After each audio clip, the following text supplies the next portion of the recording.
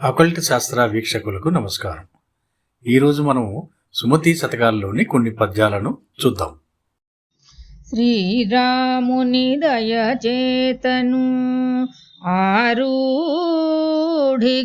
సకల జనులు ఔరాయనగా ధారాళమైన నీతులు నోరూరగా చెవులు బూట నుడివెద సుమతి.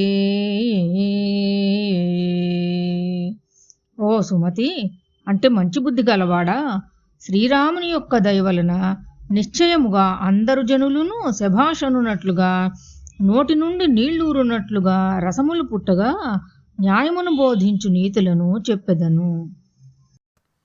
తన కోపమే తన శత్రువు, తన శాంతమే తనకు రక్ష, దయ చుట్టంబౌ తన సంతోషమే స్వర్గము, తన దుఃఖమే నరకమౌ తజ్యము సుమతి.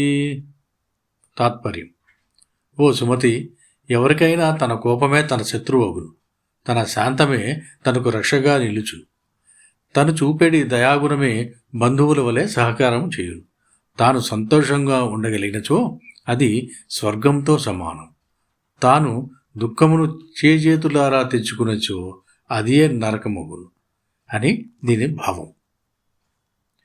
వినదగునెవ్వరు చెప్పిన వినినంతనే వేగపడక వివరింపదగున్, గనికల్ల నిజము దిలిపిన మనుజుడిపో నీతిపరుడు మహిళో సుమతి.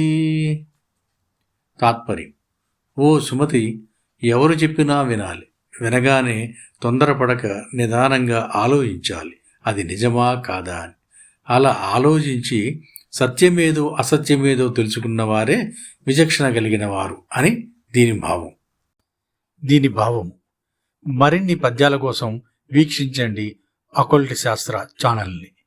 అలాగే సబ్స్క్రైబ్ చేయండి, లైక్ చేయండి, మరికొంతమందికి షేర్ చేయండి. Thank you.